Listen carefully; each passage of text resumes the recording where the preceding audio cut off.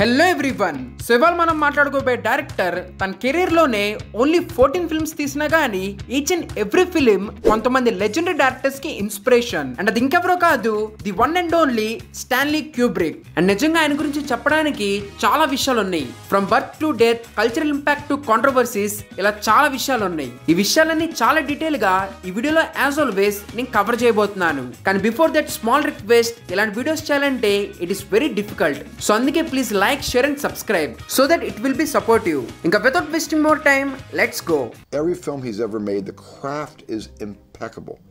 The lighting, the dolly shots, the crane moves, the zoom-ins on Barry Lyndon. You know, there's the compositions, his choice of lenses, his Steadicam work in latter year films, impeccable, the best in history. Nobody could shoot a movie better than Stanley Kubrick in history.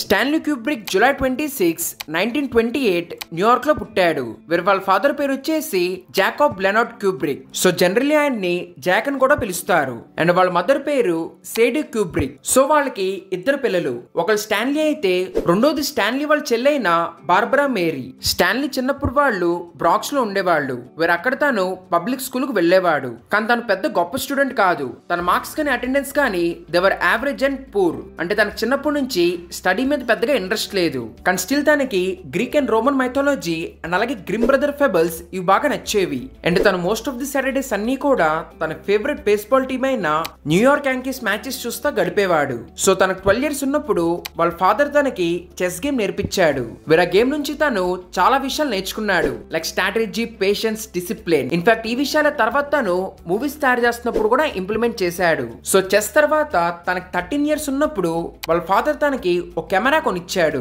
వీరు ఇంకా దాన్ని use చేసి still photography తీయడం start చేశాడు. In fact వాళ్ళ neighbour అయిన Marvin కూడా photography మీద ప్యాషన్ ఉండేది. సో ఇంకా దాంతో వీళ్ళిద్దరూ కలిసి ఎన్నో ఫొటోస్ తీసేవాళ్ళు. అండ్ అవన్నీ వాళ్ళు మార్విన్ వాళ్ళ ఇంట్లో కెమికల్స్ యూజ్ చేసి ప్రాసెస్ చేసేవాళ్ళు. సో ఓన్లీ చెస్ ఫోటోగ్రఫీ కాదు, క్యూబ్రిక్ కి చిన్నప్పుడు జాజ్ మ్యూజిక్ మీద కూడా ఇంట్రెస్ట్ ఉండేది. In fact one point of time లో యాజ్ అ డ్రమ్మర్ లాగా కూడా ట్రై చేశాడు. సో పబ్లిక్ స్కూల్ కంప్లీట్ అయ్యాక హై స్కూల్ కి join William Harvard Taft high school. And అక్కడ తను 1941 నుంచి 1945 దాకా చదువుకున్నాడు. వీరు అక్కడ కూడా తన ప్యాషన్ కి తగ్గట్టే ఫోటోగ్రఫీ క్లబ్ లో జాయిన్ అయ్యాడు. కానీ స్కూల్లో ఉన్నట్టే హై స్కూల్లో కూడా తన గ్రేడ్స్ అనేవి యావరేజ్ గానే ఉండేవి.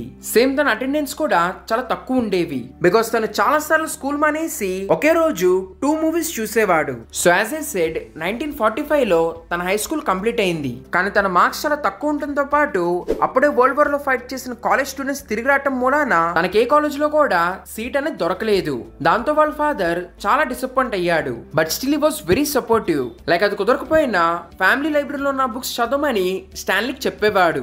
నాట్ ఓన్లీ దట్, తన ప్యాషన్ ఫోటోగ్రఫీని కూడా యాజ్ అ కెరీర్ లాగా పర్స్యూ అవ్వమని తనకు చెప్పేవాడు. సో అక్కడున్న ఆప్షన్ ప్రకారం డే సెషన్ క్లాసెస్ అడ్మిషన్ దొరకకపోతే నైట్ అప్పుడు ట్రై చేయొచ్చు. సో అలా స్టాన్లీ అప్పుడప్పుడు సిటీ కాలేజ్ ఆఫ్ న్యూయార్క్ లో ఈవినింగ్ సెషన్స్ కి వెళ్లేవాడు. అండ్ ప్యారల్లీ తను తీసిన ఫొటోస్ మ్యాగజైన్స్ అమ్మేవాడు.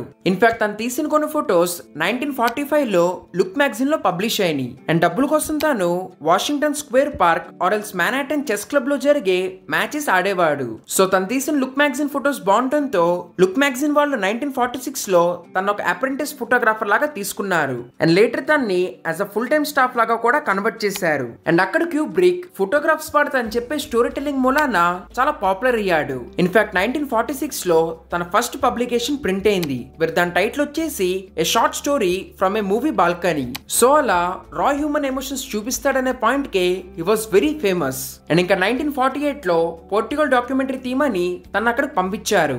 సో తనకు బాక్సింగ్ అంటే చాలా ఇష్టం. సో అందుకే తను నిదానంగా బాక్సింగ్ సంబంధించిన మ్యాచెస్ ఫొటోస్ అవి తీయడం స్టార్ట్ చేశాడు. సో 1949 లో దానికి సంబంధించే ప్రైజ్ ఫైటర్ అనేది ఒకటి రిలీజ్ చేశాడు. అండ్ అలా తను ఎన్నో ఫేమస్ ఫోటోగ్రఫీస్ తీశాడు. అండ్ ఈ మధ్యలోనే 1948 లో తను టోమా మెడ్స్ అనే తన హై స్కూల్ స్వీట్ ఆర్ట్ ని పెళ్లి చేసుకున్నాడు. వీరు వాళ్ళిద్దరూ కలిసి గ్రీన్విచ్ విలేజ్ దగ్గర ఉండే ఒక చిన్న అపార్ట్మెంట్ లో ఉండేవాళ్ళు. అండ్ ఆ తర్వాత కూడా తను చాలా ఫొటోస్ తీశాడు. బట్ ప్యారలల్లీ స్లోలీ తను museum of modern art and అలాగే న్యూయార్క్ సిటీ సినిమాస్ లో వేసే మూవీ స్క్రీనింగ్స్ కు వెళ్లేవాడు. వీరు తనకి ఫ్రెంచ్ డైరెక్టర్ అయిన మ్యాక్స్ ఓపులస్ విజువల్ స్టైల్ అనేది చాలా బాగా నచ్చింది. స్లోలీ తను చాలా మూవీస్ చూడటం స్టార్ట్ చేశాడు. అండ్ అలా తనకు మూవీస్ మీద ఇష్టం పెరిగింది. అండ్ ఇదే విషయం తను తన స్కూల్ ఫ్రెండ్ అయిన అలెగ్జాండర్ సింగర్ కి చెప్పాడు. వీరి సింగర్ హై స్కూల్ నుంచి గ్రాడ్యుయేట్ అయ్యాక ఒక మూవీ తీద్దాం అనుకున్నాడు. సో తను వర్క్ చేస్తున్న ప్రొడక్షన్ కంపెనీ నుంచి క్యూబ్రిక్ ఒక ప్రాపర్ షార్ట్ ఫిల్మ్ తీయాలంటే $40,000 అవుతాయి అని తెలుసుకున్నాడు. బట్ తన దగ్గర అంత డబ్బులు లేవు.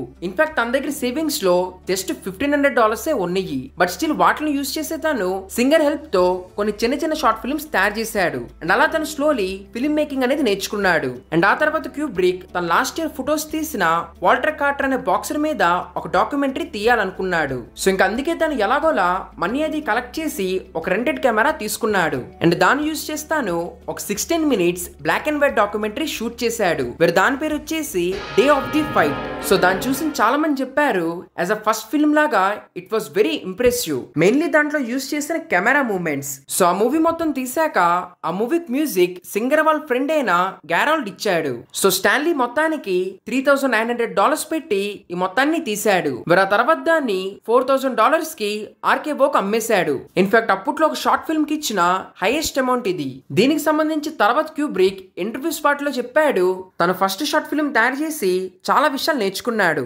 ఇన్ఫాక్ట్ ఎవరైనా ఫిల్మ్ మేకింగ్ గురించి తెలుసుకోవాలంటే బెస్ట్ ఎడ్యుకేషన్ అనేది డైరెక్ట్ గా ఒకటి తయారు చేయటం అని చెప్పాడు. సో తను చేస్తున్న వాటికి మంచి రికగ్నిషన్ వస్తుందని లుక్ లో తన జాబ్ క్విట్ చేశాడు. ఆ తర్వాత న్యూయార్క్ వెళ్లి అక్కడున్న ఫిల్మ్ మేకర్స్ దగ్గర నుంచి ఫిల్మ్ మేకింగ్ సంబంధించిన టెక్నికల్ ఆస్పెక్ట్స్ నేర్చుకోవడం స్టార్ట్ చేశాడు. అండ్ ఆ ఫేజ్ లో he was very confident that ఎలా అయినా తను ఒక మంచి ఫిల్మ్ మేకర్ అవుతాడని. ఇన్ఫాక్ట్ తను అన్నాడు అట్ ప్రెసెంట్ నాకు మూవీస్ గురించి పెద్దగా తెలియకపోయినా డెఫినెట్లీ ఇప్పుడు వస్తున్న మూవీస్ కంటే నేను బాగా తీయగలనని. సో ఇంకా 1951 లో ఫ్లయింగ్ ప్యాడ్రీ అనే ఒక షార్ట్ ఫిల్మ్ తయారు చేశాడు. వేరే దాంట్లో మెయిన్లీ స్టోరీ ఒక ప్రీస్ట్ చుట్టూ తిరుగుతుంది. వేరే తను 4,000 miles ఒక 11 డిఫరెంట్ చర్చెస్ కు వెళ్లి అక్కడ ప్రేయర్ చేయటం అదంతా కవర్ చేశాడు. ఇన్ఫాక్ట్ అందుకే స్టార్టింగ్ లో దీని టైటిల్ స్కై పైలట్ అనుకున్నాడు. అండ్ ఆ తర్వాత 1953 లో ది సీ ఫేర్స్ అనే ఒక షార్ట్ ఫిల్మ్ తీశాడు. అండ్ అది కూడా actually sea fare international union కోసం అది తయారు చేశాడు. అండ్ ఇక్కడ ఇంట్రెస్టింగ్ పార్ట్ ఈస్ అదే క్యూబ్రిక్ తీసిన ఫస్ట్ కలర్ ఫిలిం. ఇన్ఫాక్ట్ దీంట్లోనే తన సిగ్నేచర్ షాట్ అయిన డాలీ షాట్ అది కూడా యూజ్ చేశాడు. సో ఇంకా వీటన్నిటి తర్వాత తన ఫస్ట్ ఫీచర్ ఫిలిం తీయాలనుకున్నాడు విచ్ ఇస్ 1953 లో రిలీజ్ అయిన ఫియర్ అండ్ డిజైర్. సో దీనికోసం తన దగ్గర సేవింగ్స్ లో ఉన్న $1,000 అండ్ అలాగే వాళ్ళ అంకల్ ఒక $9,000 ఇన్వెస్ట్ చేశాడు. అండ్ ఈ మూవీ స్టోరీ తన ఫ్రెండ్ అయిన హావర్డ్ సాక్లర్ రాశాడు. ఫస్ట్ ఈ మూవీ టైటిల్ ది ట్రాప్ అని పెడదాం అనుకున్నారు. ఆ తర్వాత మళ్ళీ చేంజ్ చేసి ది షేప్ ఆఫ్ ఫియర్ అనుకున్నారు. But finally fear and Dzire తో ఫిక్స్ అయ్యారు. ఎందుకంటే ఈ మూవీ ప్లాట్ కూడా ఆ టైటిల్ కి తగ్గట్టే వెళ్ళిద్ది. వేరొక వార్ మధ్యలో ప్లేన్ క్రాష్ మూలాన కొంతమంది సోల్జర్స్ ఎనిమీ టెరిటరీలో ల్యాండ్ అవుతారు. సో అక్కడ వాళ్ళు చాలా భయంగా తప్పించుకోవడానికి ట్రై చేస్తారు. అలాంటి వాళ్ళకి ఒక అమ్మాయి కనపడుతుంది. తనని తీసుకువెళ్ళి వాళ్ళు చెట్టుకు కట్టేస్తారు. సో ఇలా ఈ మూవీ ప్లాట్ ఆ టైటిల్ తగ్గట్టు వెళ్ళిద్ది. సో ఈ మూవీని తీయడానికి బడ్జెట్ సంపాదించాక తనకు తెలిసిన క్యాస్ట్ అండ్ క్రూని అసెంబుల్ చేశాడు. వేరే total they were 14 members. So ఇంకా వాళ్ళందరినీ తీసుకుని షూటింగ్ కోసం కాలిఫోర్నియాలో ఉన్న సెయింట్ గేబ్రియల్ మౌంటైన్స్ దగ్గరికి తీసుకువెళ్ళాడు. అండ్ అక్కడ టోటల్ 5 weeks పాటు ఈ మూవీ ఫిల్మింగ్ అనేది చేశాడు. సో ఫస్ట్ లో డబ్బులు సరిపోవు కాబట్టి దీని ఒక సైలెంట్ ఫిల్మ్ లాగా తెద్దాం అనుకున్నారు. బట్ స్టిల్ మళ్ళీ ఆ డెసిషన్ చేంజ్ చేసి ఈ మూవీకి సౌండ్ ఎఫెక్ట్స్ అండ్ అలాగే వాయిసెస్ ఇవన్నీ యాడ్ చేపించాడు. అండ్ వీటన్నిటి మూలాన మూవీ బడ్జెట్ $53,000 కు వెళ్ళింది. కానీ వీళ్ళు ఎంత చేసినా రిలీజ్ అయ్యాక it was a commercial flop. But still critics పరంగా చాలా మంది ఈ మూవీని అప్రిషియేట్ చేశారు. మెయిన్లీ దీంట్లో అందరూ స్టాన్లీ ఫిల్మోగ్రఫీ అండ్ అలాగే కెమెరా మూవ్మెంట్స్ వీటిని బాగా పొగిడారు. అంటే వాళ్ళు అన్నారు తన ఫోటోగ్రఫీ స్కిల్స్ అన్ని కూడా ఈ మూవీలో తెలుస్తుంది అని.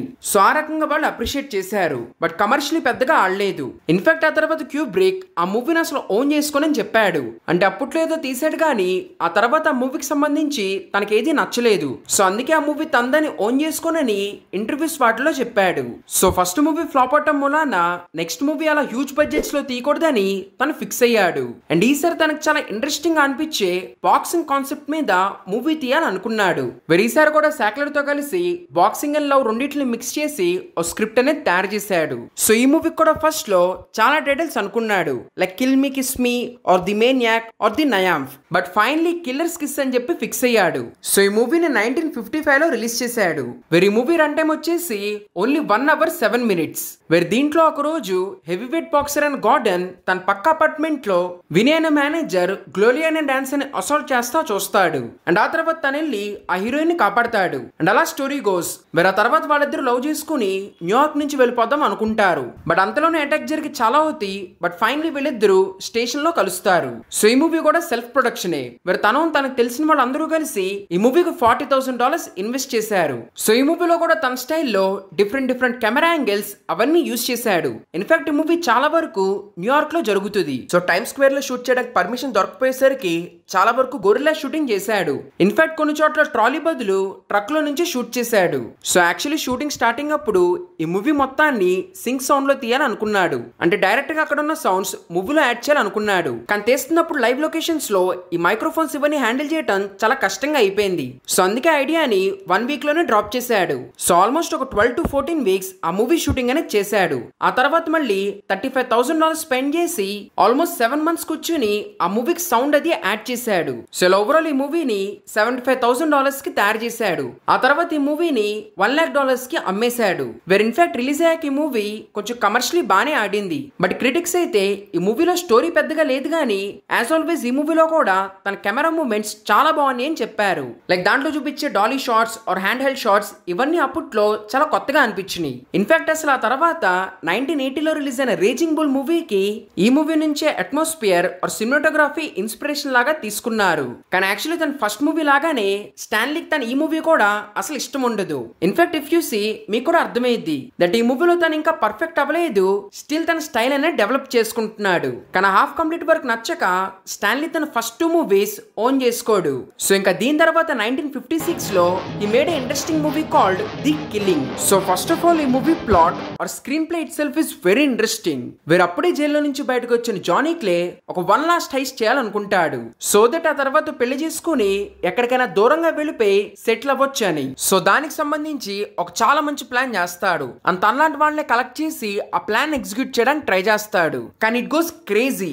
ఎస్పెషల్లీ మనం ఎంత ప్లాన్ చేసినా కొన్ని మన చేతిలో ఉండదనే ఎండింగ్ ఏదైతే ఉందో it was very ironic. In fact ఈ మూవీలో చెస్ ని కూడా సింబలైజ్ చేస్తాడు. Like each and every time there is a possible outcome అని. సో యాక్చువల్లీ ఈ మూవీ నుంచే తన స్టైల్ అనేది స్టార్ట్ అయింది. లైక్ ఆడియన్స్ ని క్వశ్చన్ చేయటం ఆర్ ఆడియన్స్ ని ఆలోచించేట్టు చేయటం అనేది. సో ఈ మూవీ లాగానే ఈ మూవీ చేయడానికి కూడా కొన్ని ఇంట్రెస్టింగ్ విషయాలు ఉన్నాయి. సో క్యూబ్రిక్ వాషింగ్టన్ స్క్వేర్ లో చెస్ ఆడుతున్నప్పుడు producer James P Harry Kubrick ని కలిశాడు. అండ్ ఆ తర్వాత వాళ్ళిద్దరూ కలిసి Harris Kubrick picture corporation start చేశారు. Where Harris actually Lionel White అనే నావెల్ రైట్స్ $10,000 కొన్నాడు. సో దానికి సంబంధించిన స్క్రిప్ట్ క్యూబ్రిక్ రాశాడు. సో ఆ మూవీ తీయడానికి వాళ్ళిద్దరూ లాస్ ఏంజల్స్ షిఫ్ట్ అయ్యారు. అండ్ అక్కడికి వెళ్లి ఈ మూవీ తీయడానికి జెఫ్ ఏజెన్సీతో కాంట్రాక్ట్ మాట్లాడుకున్నారు. సో ఇలా Kubrick the first full length feature film shooting start అయింది. బట్ ఇక్కడ ప్రాబ్లం ఏంటంటే according to Hollywood union Kubrick ఒక్కడే డైరెక్టర్ అండ్ సినిమాటోగ్రాఫర్ పని చేయకూడదు. దాంతో తప్పక లూసియన్ బెలార్డ్ అనే ఒక సినిమాటోగ్రాఫర్ ని క్యూబ్రిక్ తీసుకున్నాడు. అండ్ ఇన్ఫాక్ట్ దాని కంపెన్సేషన్ లాగా క్యూబ్రిక్ తనకంటూ ఏ ఫీజు తీసుకోలేదు. కానీ యాక్చువల్లీ మూవీ షూటింగ్ లో వీళ్ళిద్దరి మధ్యలో చాలా గొడవలు అయ్యేవి. Because as you know Kubrick కొన్నాటిలో he was very particular. But overall 24 days లో $330,000 పెట్టి ఈ మూవీ షూటింగ్ చేశాడు. కానీ the sad part is release కి వచ్చేసరికి ఈ మూవీకి ఒక ప్రాపర్ రిలీజ్ దొరకలేదు. వేరే మూవీస్ మూలాన చాలా వరకు ఈ మూవీ లిమిటెడ్ స్క్రీన్స్ లో రిలీజ్ అయింది. ఇన్ఫాక్ట్ ప్రమోషన్ కూడా సరిగ్గా చేయడానికి కుదరలేదు. సో అందుకే కొంచెం కమర్షియల్ అటు ఇటు అయినా కానీ critical it was very appreciated. Like as always దీంట్లో కూడా first of all Kubrick direction are cinematography audience కి చాలా బాగా నచ్చింది. అండ్ దాంతో పాటు ఈసారి ఆ non linear story telling and అలాగే ఎగ్జిక్యూషన్ ఆడియన్స్ కి చాలా బాగా నచ్చింది.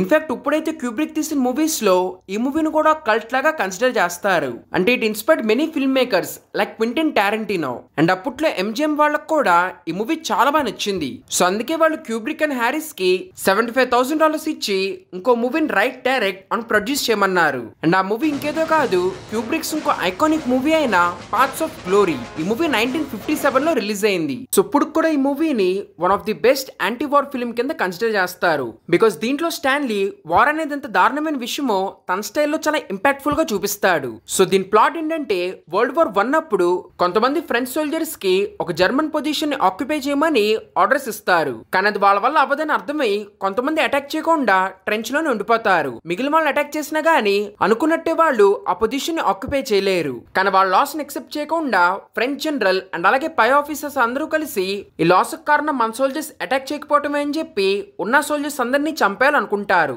వీరు జనరల్ ఆర్డర్ ఇస్తాడు ఉన్న 100 సోల్జర్స్ ని చంపేయాలని. కానీ వాళ్ళతో అక్కడ గ్రౌండ్ లో ఫైట్ చేసిన కర్నల్ డాక్స్ దీనికి ఒప్పుకోడు. ఇంకా అతను ప్రొటెస్ట్ చూసి జనరల్ అందరినీ చంపను, బట్ డెఫినెట్లీ ముగ్గురిని చంపుతాను సో దట్ వాళ్ళ డెత్స్ మిగతా వాళ్ళకి ఒక ఎగ్జాంపుల్ అయ్యిద్దని. బట్ డాక్స్ ఆ ముగ్గురు ఇన్నోసెంట్ సోల్జర్స్ ని చంపడానికి కూడా ఒప్పుకోడు. తనే యాజ్ డిఫెన్స్ లాయర్ లా వాళ్ళ తరపున ఫైట్ చేస్తాడు. Spoiler alert. సో తను ఎంత ట్రై చేసినా గానీ వాళ్ళు ఒప్పుకోరు. అండ్ ఫైనలీ ఆ ముగ్గురిని చంపేస్తారు. అండ్ నిజంగా చంపే సీన్ ఏదైతే ఉందో అది definitely one of the cult scene because of its direction, execution and అలాగే యాక్టింగ్. సో ఇలా ఈ మూవీ వార్ అనేది అంత బ్రూటల్ చూపించింది. అండ్ ఎలా పైన corrupt leaders or generals just వాళ్ళ తప్పులు దాయడానికి ఆర్ వాళ్ళ ఇగో కోసం కింద ఉన్న సోల్జర్స్ ని స్పాన్స్ లాగా బలిస్తారని. ఇన్ఫాక్ట్ మూవీ క్లైమాక్స్ లో ఒక సీన్ ఉంటుంది. వీరు ఫ్రెంచ్ సోల్జర్స్ పట్టుకున్న ఒకే ఒక జర్మన్ అమ్మాయిని వాళ్ళు ఆట పట్టిద్దాం అనుకుంటారు. సో అందుకే వార్ అయిపోయాక తన బార్ లోకి తీసుకొచ్చి గోల్ గోల్ చేస్తారు. అండ్ ఇదంతా బయట నుంచి కర్నల్ డాక్స్ చూస్తా ఉంటాడు. అండ్ అప్పుడు ఈ ఫీల్స్ దట్ ఏంటి ఇన్హ్యూమన్స్ కోసమా నేను ఎంతసేపు ఫైట్ చేసిందని. కానీ ఎప్పుడైతే ఆ అమ్మాయి చనిపోయిన తన లవర్ కోసం పాడటం స్టార్ట్ చేసిందో స్లోలీ సోల్జర్స్ అందరూ కూడా సైలెంట్ అయిపోతారు. ఇన్ఫాక్ట్ వాళ్ళు కూడా చాలా ఎమోషనల్ అవుతారు. అప్పుడు డాక్స్ రియలైజెస్ ఇంకా హ్యుమానిటీ ఉందని.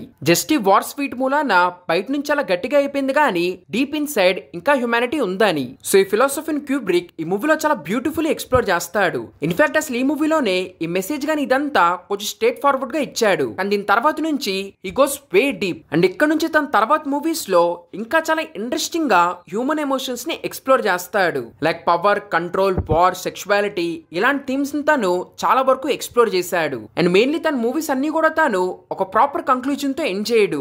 ఆడియన్స్ ని ఒక రకమైన క్లూలెస్ స్టేట్ లో ఎండింగ్ లో వదిలేస్తాడు. అండ్ దీనికి రీజన్ కూడా తను ఇంటర్వ్యూస్ వాటిలో చెప్పాడు దట్ అలా చేయడానికి main reason audience interpretation or వాళ్ళ ఇమాజినేషన్ కి వదిలేయాలని. అండ్ అందుకే ఎవరైనా ఇంటర్వ్యూస్ లో కూడా ఆ మూవీ కంక్లూజన్ ఆర్ మీనింగ్ అడిగితే తాను ఎప్పుడూ చెప్పడు.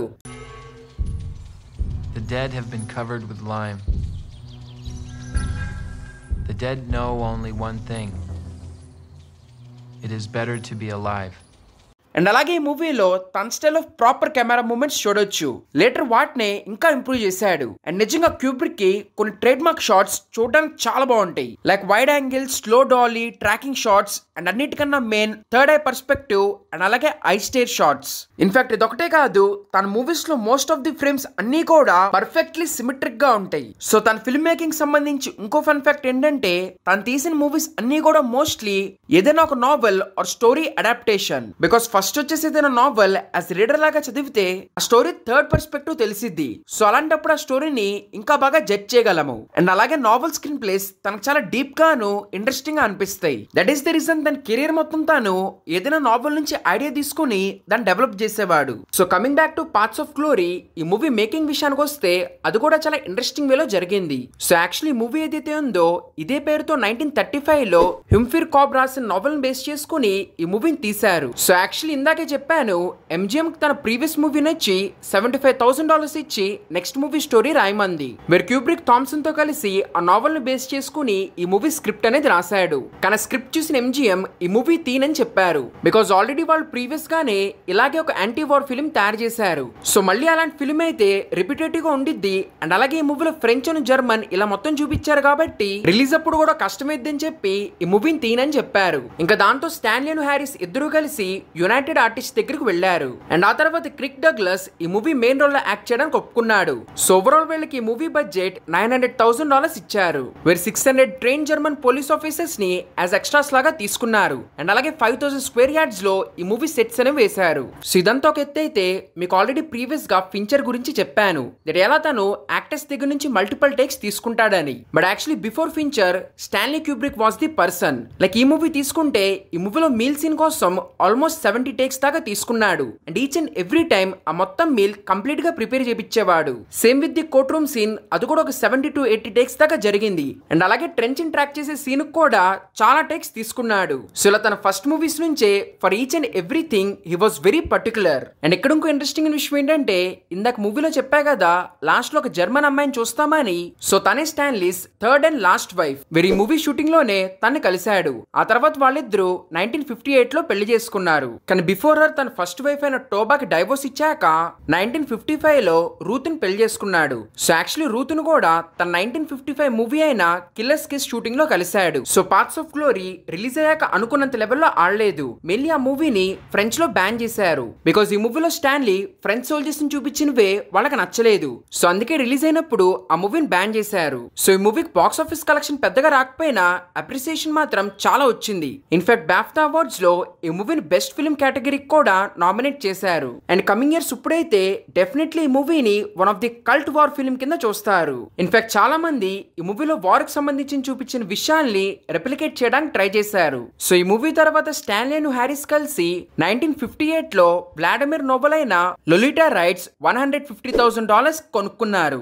కానీ ఆ మూవీ మీద వర్క్ చేద్దాం అనుకున్నప్పుడు 1959 లో రిక్ డగ్లస్ తన మూవీ అండ్ స్పార్టకస్ ని క్యూబ్రిక్ ని డైరెక్ట్ చేయమని అడిగాడు. So Spartacus is a story about a slave who wants to end slavery. So actually Douglas తనే ఈ మూవీని ప్రొడ్యూస్ చేసి తీయాలనుకున్నాడు. సో అందుకే తన నావెల్ రైట్స్ కొని ట్రుంబోతో స్క్రీన్ ప్లే రాపిచ్చాడు. అండ్ ఆ తర్వాత యాంటనీ మ్యాన్ ని ఈ మూవీకి డైరెక్టర్ లాగా తీసుకున్నాడు. అండ్ ఆ తర్వాత షూటింగ్ స్టార్ట్ అయింది. వర్ యాక్చువల్లీ మ్యానే మూవీ ఓపెనింగ్ సీక్వెన్స్ అవన్నీ డైరెక్ట్ చేశాడు. కానీ షూటింగ్ వెళ్లే కొందికి డగ్లస్ అండ్ మ్యాన్ మధ్యలో క్రియేటివ్ డిఫరెన్సెస్ స్టార్ట్ అయినాయి. వేరే డగ్లస్ మూవీలో ఉన్న మెయిన్ మెసేజ్ ని కాన్సన్ట్రేట్ చేద్దాం అనుకుంటే ఇంకోవైపు మ్యాన్ ఏమో డైలాగ్స్ అవి తక్కువ పెట్టి విజువల్లీ మూవీని చెప్పాలనుకున్నాడు. బట్ అదంతా కుదరక ఫైనలీ డగ్లస్ మ్యాన్ ని ఫైర్ చేశాడు. ఆ తర్వాత తను స్టాన్లీకి ఫోన్ చేసి ఈ మూవీని డైరెక్ట్ చేయమని అడిగాడు. అండ్ దానికి క్యూబ్రిక్ కూడా ఒప్పుకున్నాడు. సో అలా జస్ట్ 3-4 ఫిల్మ్స్ డైరెక్ట్ చేసిన తనకి at the age of 30 most costliest film direct చేయడానికి దొరికింది. వీరా మూవీ బడ్జెట్ అప్పట్లోనే $12 million. అండ్ ఇప్పుడు ప్రకారం almost it is more than $100 million. Not only that extras అవి కలుపుకొని మూవీ క్యాస్ట్ వచ్చేసి 10,000 పీపుల్. సో అలా చాలా హ్యూజ్ ప్రాజెక్ట్ తనకు దొరికింది. సో తను వెళ్ళంగానే ప్రీవియస్ గా డగ్లస్ హైర్ చేసిన సబీనా అనే హీరోయిన్ ని తను తీసాడు. తన ప్లేస్ లో జీనా సింప్సన్ ని తీసుకున్నాడు. అండ్ అలాగే క్యూబ్రిక్ జనరలీ స్పెరికల్ ఫార్మాట్ లో మూవీని తీసేవాడు. కానీ ఈ మూవీని వాళ్ళు 35mm సూపర్ టెంక్రిమన్ 70 ఫార్మాట్ లో తీశారు. దాన్ని వాళ్ళు 70mm ఫిలిం కింద కన్వర్ట్ చేశారు. సో అలా చేయడం మూలానే మూవీ పిక్చర్ క్వాలిటీ చూడడానికి చాలా బాగుంటది. ఇన్ఫాక్ట్ రెస్టారెంట్ ప్రింట్ లో ఆ క్వాలిటీ చూసి డెఫినెట్లీ మీరు సర్ప్రైజ్ అవుతారు. బట్ యాక్చువల్లీ మూవీ తీస్తున్నప్పుడు సినిమాటోగ్రాఫర్ అండ్ రసల్ తో క్యూబ్రిక్ పద్దాగా గొడవయ్యేది. Because as you know Kubrick first of all is very particular. దాంతో పాటు తన లైటింగ్ స్టైల్ ఆర్ తన సినిమాటోగ్రఫీ స్టైల్ అదంతా చాలా డిఫరెంట్ గా ఉండేది. సో అందుకే దానికి సంబంధించి వాళ్ళిద్దరి మధ్యలో పద్దాకా గొడవయ్యేది. In fact one point of time లో క్యూబ్రిక్ అన్నాడు, నువ్వు జస్ట్ నోరు మూసుకున్న కుర్చీలో కూర్చుంటే చాలు, నేను ఫోటోగ్రఫీ చూసుకుంటానని. కానీ స్టిల్ ఎనీవేస్ సినిమాటోగ్రఫీ పరంగా ఈ మూవీకి ఆస్కర్ వచ్చింది. సో ఒక్క చోటే కాదు, స్టాన్లీ మిగిలిన చోట్ల కూడా క్రియేటివ్ డిఫరెన్సెస్ ఫేస్ చేశాడు. లైక్ ఫస్ట్ ఆఫ్ ఆల్ ఇదంతా కూడా రియల్ గా తీద్దాం అనుకున్నాడు. కానీ యూనివర్సల్ హెడ్ ఈ మూవీని ఇక్కడే హాలీవుడ్ లో సెట్ చేసి తీద్దామని చెప్పాడు. మెయిన్లీ ఈ వాంట్ టు ప్రూవ్ దట్ బయటకు వెళ్ళకుండా ఇక్కడ కూడా మనం ప్రాపర్ మూవీ తీయొచ్చని. సో అందుకే దానికి సంబంధించి చాలా హ్యూజ్ సెట్స్ అవి వేసి ఇక్కడ తీశారు. బట్ దాంతో Kubrick was not that satisfied. Same అలాగే తనకున్న చాలా ఐడియాస్ డగ్లస్ ఒప్పుకునేవాడు కాదు. సో ఇలా మూవీని తీస్తున్నప్పుడు క్యూబ్రిక్ చాలా ప్రాబ్లమ్స్ ఫేస్ చేశాడు. ఇన్ఫాక్ట్ అందుకే ఆ మూవీ అయిపోయాక క్యూబ్రిక్ ఆ మూవీని డిసోన్ చేశాడు. అండ్ లిటరలీ తర్వాత నుంచే complete creative control or freedom ఉంటేనే మూవీ తీయాలనుకున్నాడు. కానీ నిజంగా ఏ మాట కామాట మూవీ చూడడానికి బాగుంటది. మెయిన్లీ అంతమంది జనాలు, గ్రాండ్ స్కేల్, ఆ ఫైట్స్, అసలు అప్పట్లో ఇదంతా ఎలా ఎగ్జిక్యూట్ చేశారనే థాటే చాలా ఇంట్రెస్టింగ్ గా అనిపించింది. కానీ ఇన్ని గొడవల్లో రిలీజ్ అయినా కానీ బెస్ట్ పార్ట్ ఏంటంటే మూవీ రిలీజ్ అవ్వగానే చాలా పెద్ద హిట్ అయింది. అంటే $12 million బడ్జెట్ తో ఈ మూవీని తీస్తే అప్పట్లో బాక్స్ ఆఫీస్ దగ్గర $14 million కలెక్ట్ చేసింది. అండ్ అదప్పట్లో చాలా పెద్ద హిట్. అండ్ ఆ తర్వాత ఫాలోయింగ్ ఇయర్స్ లో రెంటల్స్ అను వాటన్నిటితో $60 million దాకా కలెక్ట్ చేసింది. అండ్ ఓన్లీ బాక్స్ ఆఫీస్ పరంగానే కాదు, క్రిటికలీ కూడా ఈ మూవీని చాలా అప్రిషియేట్ చేశారు. ఆస్కర్స్ లో ఈ మూవీ టోటల్ 6 కేటగిరీస్ లో నామినేట్ అయ్యింది. అండ్ వాటిలో ఈ movie 4 categories which are supporting actor, art direction, cinematography and costume design లో గెలిచింది. So after a long time Kubrick got a massive hit. I'm Spartacus! I'm Spartacus! I'm Spartacus! I'm Spartacus! I'm Spartacus!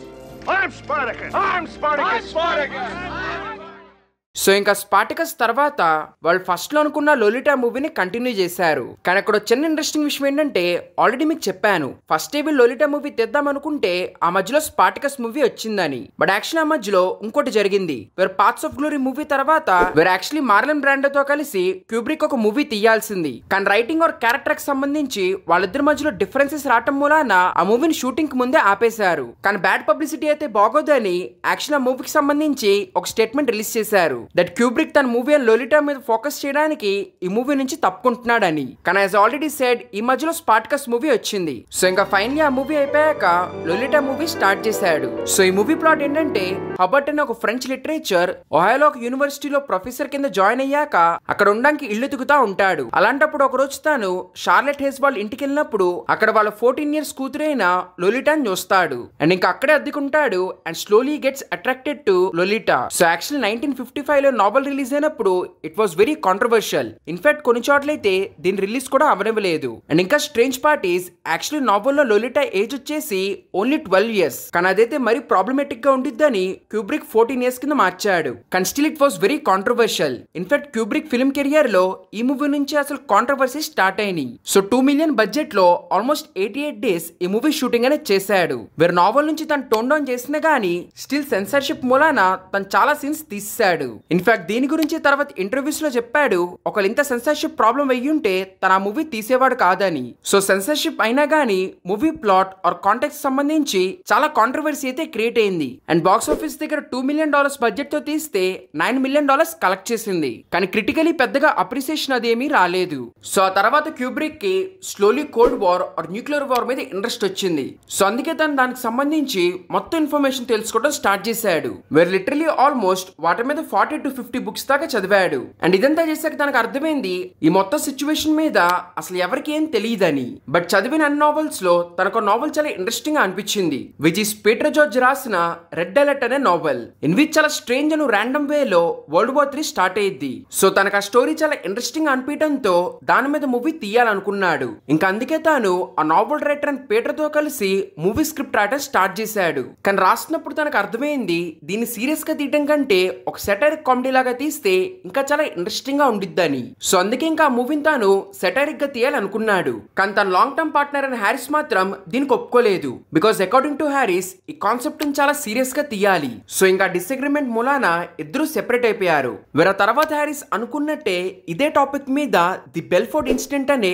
ఒక serious thriller movie తీశాడు. ఇంకోవైపు Kubrick తను అనుకున్నట్టే proceed అయ్యాడు. వేరే తను జార్జ్ తో పాటు ఒక సెటైరిక్ ఆథర్ అయిన టెరీ సదన్ తో కలిసి మూవీ స్క్రిప్ట్ కంప్లీట్ చేశాడు. అండ్ ఆ స్క్రిప్ట్ చూశాక కొలంబియన్ పిక్చర్స్ ఈ మూవీని తీయడానికి ఒప్పుకున్నారు. సో అలా 1964 లో doctor strange love or how I learn to stop worrying and loving the bomb అనే మూవీ రిలీజ్ అయింది. సో అసలు ఈ మూవీ నేమ్ వింటేనే ఇది ఎంత వింతగా ఉండిద్దో యూ కెన్ అండర్స్టాండ్. సో ఈ మూవీలో జనరల్ జాక్ రిప్పర్ అనుకుంటాడు సోవియట్ యుఎస్ మొత్తం ఎక్స్ప్లోర్ చేసిందని. అంటే మెయిన్లీ తనకు ఇల్యూజన్ లోకి వెళ్ళిపోతాడు. సో అందుకే ఇంకెవరిని అడగకుండా తనకి తానే ప్లాన్ ఆర్ అనేది స్టార్ట్ చేస్తాడు. వేరే తను B-52 బాంబర్ ప్లేన్స్ కి డైరెక్ట్ గా వెళ్ళి సోవియట్ లో అటాక్ చేయమని ఆర్డర్స్ ఇస్తాడు. సో ఒకవేళ ప్లానర్ కనుక స్టార్ట్ చేస్తే ఆ B-2 బాంబర్ వాళ్ళు ఇంకెవరు ఆర్డర్స్ తీసుకోరు. బేసిక్లీ కమ్యూనికేషన్ మొత్తం కట్ చేస్తారు. వాళ్ళని కనుక ఆపాలంటే ఒక 3-letter కోడ్ చెప్పాలి. అండ్ అది ఓన్లీ జనరల్ జాక్ మాత్రమే తెలుసు. సో అందుకే తను ఆపడానికి ఎవరు రాకూడదని ఆ బేస్ మొత్తాన్ని షట్ డౌన్ చేస్తాడు. సో అటాక్ జరుగుతుందని తెలిసాక ప్రెసిడెంట్ దగ్గర నుంచి ప్రతి ఒక్కరు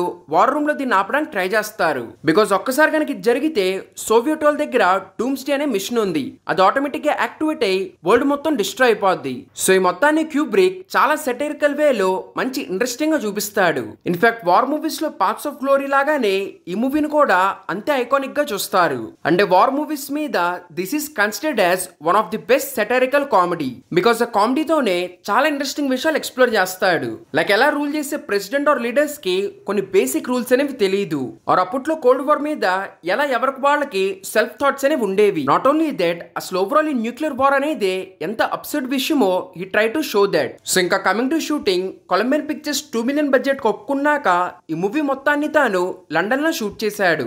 అలా చేయడానికి one of the reason US కంటే మూవీ తీయడానికి అక్కడ ఎక్కువ సబ్సిడీస్ దొరికినాయి. నాట్ ఓన్లీ దట్ ఇలాంటి మూవీ యుఎస్ లో తీయాలంటే పొలిటికల్ అండ్ మిగతా విషయాల్లో it was very problematic. And రెండోది ఈ మూవీ మెయిన్ లీడ్ లో యాక్ట్ చేస్తున్న sellers was going through divorce. So అందుకే తాను తన కంట్రీ వదిలేసి బయటికి రాలేడు. సో ఇంకా అందుకే ఓవరాల్ ప్రొడక్షన్ మొత్తాన్ని అక్కడికి షిఫ్ట్ చేశారు. Coming to Peter sellers, actually Colombian pictures ఈ మూవీలో తను యాక్ట్ చేస్తేనే ఫండింగ్ ఇస్తానని చెప్పారు. అండ్ ఇక్కడ ఇంకా ఇంట్రెస్టింగ్ అయిన విషయం ఏంటంటే ఈ మూవీలో పీటర్ సేలర్స్ 3 roles ప్లే చేశాడు. అండ్ నిజంగా అసలు మూవీ చూస్తున్నప్పుడు ఒక యాక్టరే 3 characters ప్లే చేస్తున్నట్టు ఎక్కడ అనిపించదు. Because of his extraordinary performance.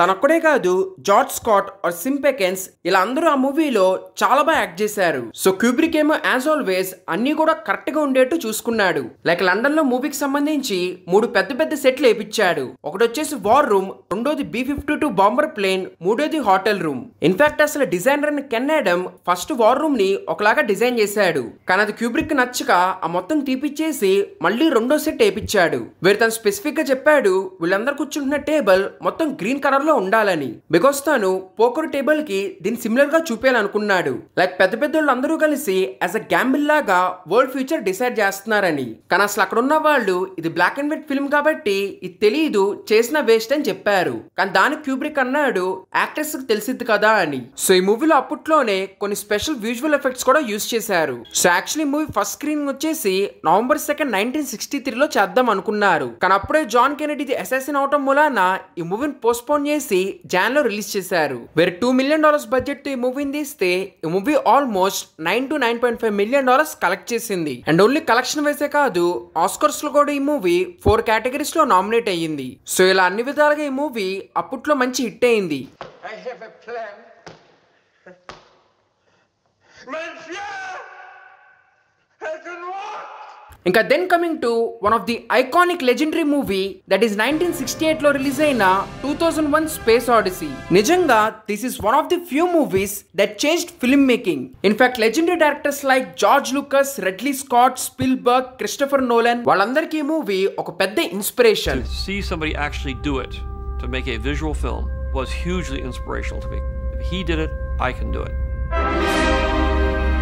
Mainly because of its mind-blowing storytelling and అలాగే డైరెక్షన్. కానీ ఆన్ పేపర్ ఎక్సెప్ట్ ఎండింగ్ ఈ మూవీ స్టోరీ కొంచెం సింపుల్ గా అనిపించచ్చు. లైక్ ఈ మూవీలో Kubrick tried to show human evolution. అంటే మూవీలో మోన్లిత్ వచ్చిన ప్రతిసారి హ్యూమన్ స్పీసీస్ ఇవాల్వ్ అవుతున్నట్టు చూపించాడు. సో అందుకే కొంచెం సింపుల్ గా అనిపించచ్చు. కానీ the way showed that was iconic. Like literally movie first 23 minutes and అలాగే లాస్ట్ 25 minutes ఒక్క సింగిల్ డైలాగ్ కూడా ఉండదు. అండ్ అలాగే ఇన్ఫాక్ట్ మూవీలో ఏ ఒక్క ఫ్రేమ్ తీసుకున్నా గానీ ఆల్మోస్ట్ అంతా కూడా సిమెట్రిక్ గా ఉండిద్ది. బికాస్ దీంట్లో క్యూబ్రిక్ 1 point పర్స్పెక్టివ్ యూజ్ చేశాడు. ఇక్కడ ఇంకా మైండ్ బ్లోయింగ్ విషయం ఏంటంటే ఈ మూవీ తీసినప్పుడు స్పేస్ గురించి జస్ట్ కొంతమంది సైంటిస్టులకే తెలుసు.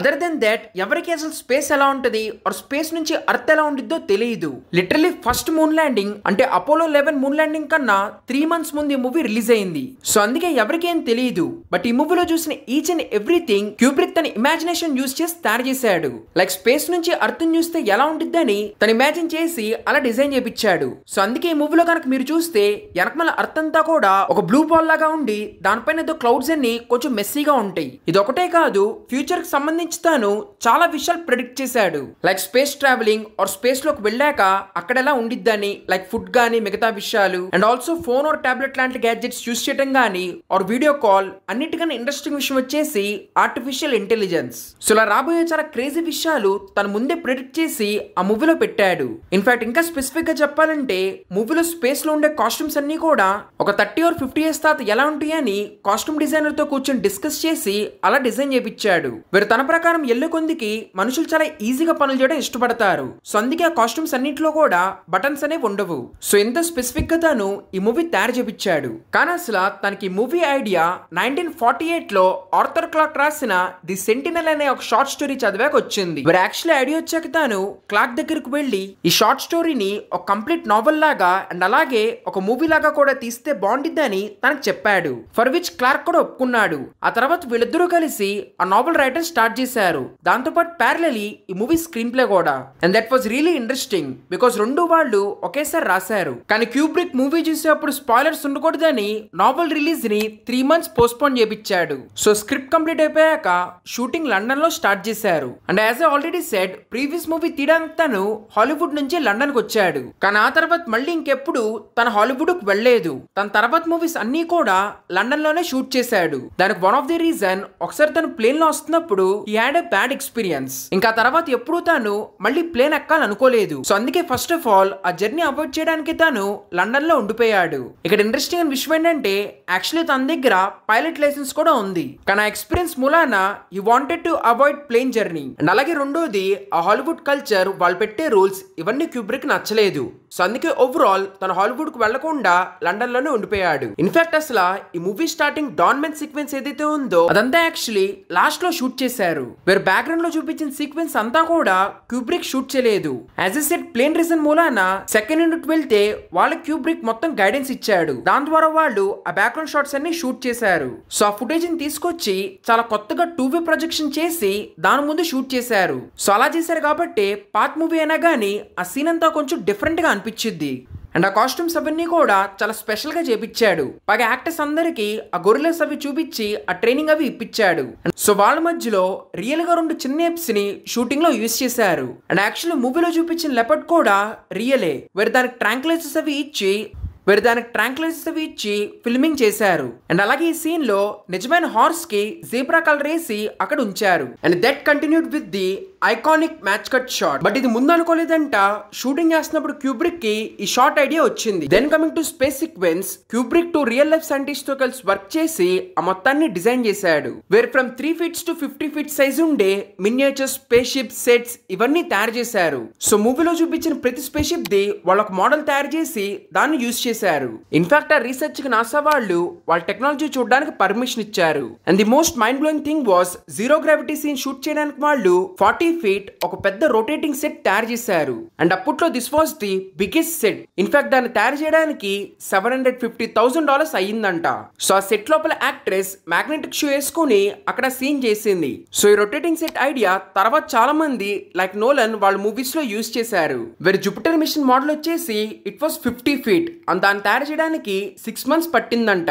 అండ్ ఈ సీన్ లో ఈ పెన్ జీరో గ్రావిటీలో ఎగురుతున్నట్టు చూపించడానికి ఒక ట్రాన్స్పరెంట్ షీట్ కి డబల్ సెట్ బతికిచ్చి ఆ ఇల్యూజన్ అనేది క్రియేట్ చేశాడు. అండ్ అలాగే కంప్యూటర్ అండ్ టెక్నాలజీ వాటిని క్యూబ్రిక్ IBM తో కలిసి డిజైన్ చేశాడు. కానీ ఎప్పుడైతే హాల్ అనే AI మనిషిని చంపేసినట్టు చూపించాడో వాళ్ళ బ్రాండ్ దెబ్బతినిద్దని IBM వాళ్ళు వెళ్ళిపోయారు. Then coming to most famous target sequence, CGI లేకుండానే వాళ్ళు completely hand drawn art and అలాగే నాసా ఫుటేజ్ యూజ్ చేసి 200+ hours షూట్ చేశాడు. అండ్ దాన్ని వాళ్ళు 15 minutes కట్ చేశారు. సో అలా 18 months పాటు ఈ మూవీ షూట్ చేశాక ఆ తర్వాత 21 months ఈ మూవీ పోస్ట్ ప్రొడక్షన్ జరిగింది. అండ్ అక్కడ కూడా చాలా క్రేజీ విషయాలు జరిగినాయి. లైక్ ఫస్ట్ మ్యూజిక్ విషయానికి వస్తే ఈ movie music Alex Nath compose చేశాడు. అంటే ఫస్ట్ క్యూబ్రిక్ కొన్ని క్లాసిక్ మ్యూజిక్స్ అవి సెట్ చేసి తనకి రెఫరెన్స్ లా ఇస్తే తన మొత్తం మ్యూజిక్ కంపోజ్ చేశాడు. కానీ ఎడిటింగ్ అప్పుడు క్యూబ్రిక్ ఆ కంపోజ్ చేసిన మ్యూజిక్ అని పెట్టకుండా క్లాసిక్ మ్యూజిక్స్ ఏవైతే ఉన్నాయో వాటినే ఉంచేశాడు. సో తను కంపోజ్ చేసిన స్కోర్ మూవీలో లేదని అలెక్స్ కి డైరెక్ట్ గా ప్రీమియర్స్ రోజు మూవీ చూస్తున్నప్పుడు తెలిసింది. And that was really shocking for him. So actually first movie run time వచ్చేసి 1 hour 60 minutes. కానీ ఎర్లీ రివ్యూస్ లో ఆడియన్స్ కి అంత నచ్చలేదు. సో అందుకే క్యూబ్రిక్ మళ్ళీ ఆ మూవీని ఎడిట్ చేసి 19 minutes తీసాడు. అండ్ అప్పుడు movie run time 1 hour 39 minutes. So ఇలా 5 years పాటు ఈ మూవీని తీసి 1968 లో రిలీజ్ చేశారు. అండ్ రిలీజ్ అయ్యాక చాలా విషయాలు జరిగినాయి. లైక్ ఫస్ట్ వచ్చేసి మూవీ క్రిటిక్స్ పెద్దగా నచ్చలేదు. ఒక ఫెయిల్డ్ ఎక్స్పెరిమెంట్, బోరింగ్ అది అన్నారు. కానీ అదే ఇంకోవైపు ఆడియన్స్ కి మూవీ చాలా బాగా నచ్చింది. మెయిన్లీ వాళ్ళకి ఇదంతా ఒక డిఫరెంట్ ఎక్స్పీరియన్స్ లా అనిపించింది. సో అందుకే ఎక్స్పీరియన్స్ కోసమే చాలా మంది రిపీట్స్ లో వెళ్లారు. సో అలా ఈ మూవీ బాక్స్ ఆఫీస్ దగ్గర $15 million కలెక్ట్ చేసింది. సో అలా అప్పట్లో it was a huge hit. In fact Oscars లో కూడా ఈ మూవీని 4 categories లో నామినేట్ చేశారు. ఇన్ విచ్ ఈ మూవీ స్పెషల్ ఎఫెక్ట్స్ కేటగిరీలో ఆస్కర్ గెలిచింది.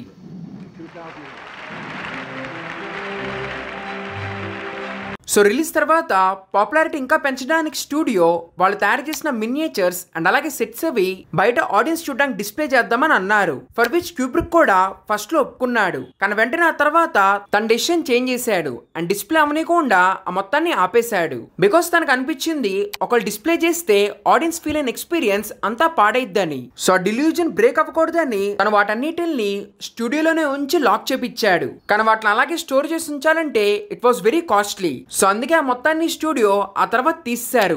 దాని మూలాన చాలా మంచి సెట్స్ అన్ని కూడా డిస్ట్రాయ్ అయిపోయినాయి. ఓన్లీ ఒక్క మోడల్ ఉంటే ఆ తర్వాత దాన్ని ప్రిజర్వ్ చేశారు. బట్ ఎనీవేస్ అప్పట్లో it was a huge phenomena. In fact as I said ఈ ఒక్క మూవీ చాలా మందిని ఇన్స్పైర్ చేసింది. I was about 7 years old and my father took me to the Leicester Square Theatre. It became this sort of seminal introduction to the power of cinema, what cinema can be. So space odyssey తర్వాత Kubrick Napoleon మీద movie తీయాలనుకున్నాడు. వేరే దానికి సంబంధించి తాను almost 500 books దాకా చదివాడంట. And literally Napoleon birth to death దాకా మొత్తం ప్రతి ఒక్కటి నోట్స్ లో రాసుకున్నాడంట. అండ్ ఆ మూవీని తీయటం కూడా చాలా గ్రాండ్ గా తెద్దాం అనుకున్నాడు. వేరే ఆల్మోస్ట్ 16,000 సోల్జర్స్ ని పెట్టి ఫైట్స్ అవన్నీ ప్లాన్ చేశాడు. నాట్ ఓన్లీ దట్, అసలు సీజే లేనప్పుడే ఏరియల్ షాట్స్ ఇవన్నీ అనుకున్నాడు. సో ఇలా పెద్ద బడ్జెట్ తో ఒక గ్రాండ్ స్కేల్ ప్లాన్ వేసుకున్నాడు. కానీ అప్పుడే సాడ్లీ ఎంజిఎం స్టూడియో లాస్ లోకి వెళ్ళింది. అండ్ అలాగే రీసెంట్ గా ఇంకొకరు నెపోలియన్ మీద వాటర్ లోని మూవీ తీస్తే అది కూడా పెద్ద ఫ్లాప్ అయింది. దాంతో ఇంకెవరు నెపోలియన్ మీద మూవీ తీయడానికి ఇంట్రెస్ట్ చూపిలేదు.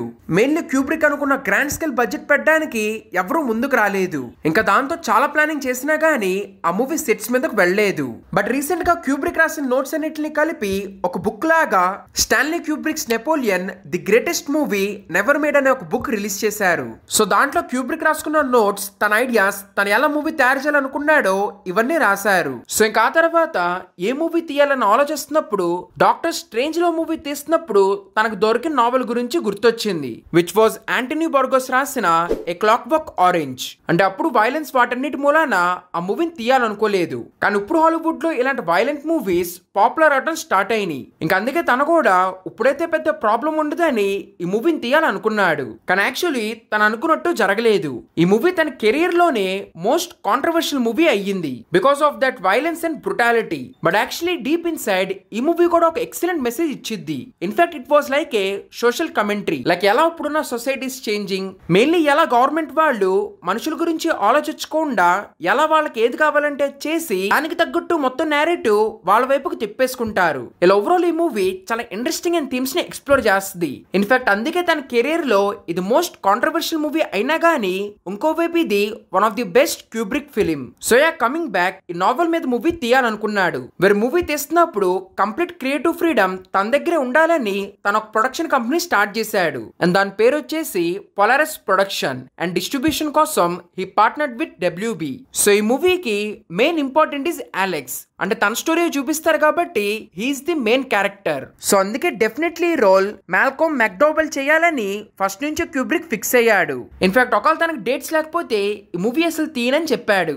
బట్ థ్యాంక్ఫుల్లీ ఆ యాక్టర్ ఆ రోల్ చేయడానికి ఒప్పుకున్నాడు. And that was the best thing because ఈ మూవీలో తన acting it was brilliant. And అసలు మెయినే తను. అండ్ అసలు అలాంటి యాక్టింగ్ లేకపోతే ఆ ఇంపాక్ట్ ఉండేది కాదేమో. సో క్యూబ్రిక్ ఆ నావెల్ తీసుకుని తనకు తగ్గట్టు స్టోరీలో కొన్ని చేంజెస్ అవి చేశాడు. Like actually main ending movie నుంచి చాలా చేంజ్ చేశాడు. అండ్ అలాగే నావెల్లో ఫ్యూచర్ డిస్టోపియరా అని చెప్పి రాసుంటది. కానీ దాన్ని చూపించడానికి క్యూబ్రిక్ ఎలాంటి సెట్స్ అవి యూజ్ చేయలేదు. మొత్తం కంప్లీట్లీ గొరిల్లా స్టైల్లో లండన్ లో షూట్ చేశాడు.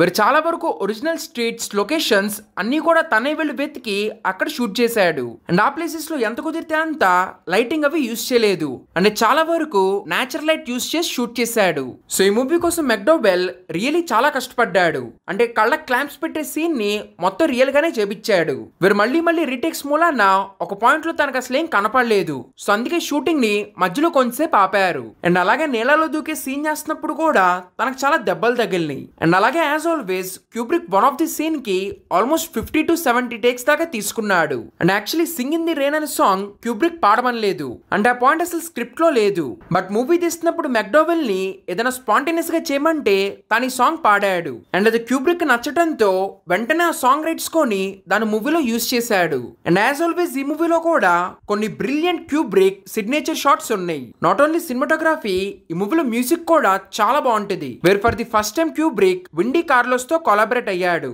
సో తన మూలానే ఒక టైప్ ఆఫ్ ఎలక్ట్రానిక్ మ్యూజిక్ ఈ మూవీలో వినడానికి చాలా బాగుంటది. సో ఓవరాల్ ఈ మూవీని 60 days పాటు షూట్ చేశారు. ఆ తర్వాత క్యూబ్రిక్ ఈ మూవీని ఎడిట్ చేశాడు. కానీ then comes the main problem, ఈ movie release. And actually movie చూసాక యూకే అండ్ US ఇద్దరు సెన్సర్ వాళ్ళు ఈ మూవీకి X రేటింగ్ ఇచ్చారు. అండ్ ఆ గ్రాఫికల్ వైలెన్స్ స్టఫ్ మూలానే ఈ మూవీ చుట్టూ చాలా కాంట్రవర్సీ క్రియేట్ అయింది. అంటే చాలా మంది ఈ మూవీ అసలు రిలీజ్ అవ్వకూడదని ప్రొటెస్ట్ చేశారు. ఇన్ఫాక్ట్ యూకేలో అయితే క్యూబ్రిక్ కి ఈ మూవీని ఆపమని చెప్పి లైఫ్ థ్రెటనింగ్ కాల్స్ అవి వచ్చేవి. ఇంకా దాంతో క్యూబ్రిక్ యూకేలో ఈ మూవీ రిలీజ్ ఆపేశాడు. సో అలా యూకే కాకుండా US అండ్ వరల్డ్ వైడ్ గా ఈ మూవీ రిలీజ్ అయింది. మరి ఈ మూవీని $2 million బడ్జెట్ తో తీస్తే ఈ మూవీ బాక్స్ ఆఫీస్ దగ్గర $30 million దాకా కలెక్ట్ చేసింది. అలా ఈ మూవీ కమర్షియలీ మంచి హిట్ అయింది. ఇన్ఫాక్ట్ క్రిటికలీ కూడా దీని చుట్టూ కాంట్రవర్సీ క్రియేట్ అయినా గానీ ఇది చెప్పే మెసేజ్ మూలాన చాలా మందికి ఈ మూవీ నచ్చింది. మరి ఆస్కర్స్ లో కూడా బెస్ట్ మూవీ, బెస్ట్ డైరెక్టర్ అలా 4 కేటగిరీస్ కి నామినేట్ అయ్యింది. సో అలా ఆడిసీ తర్వాత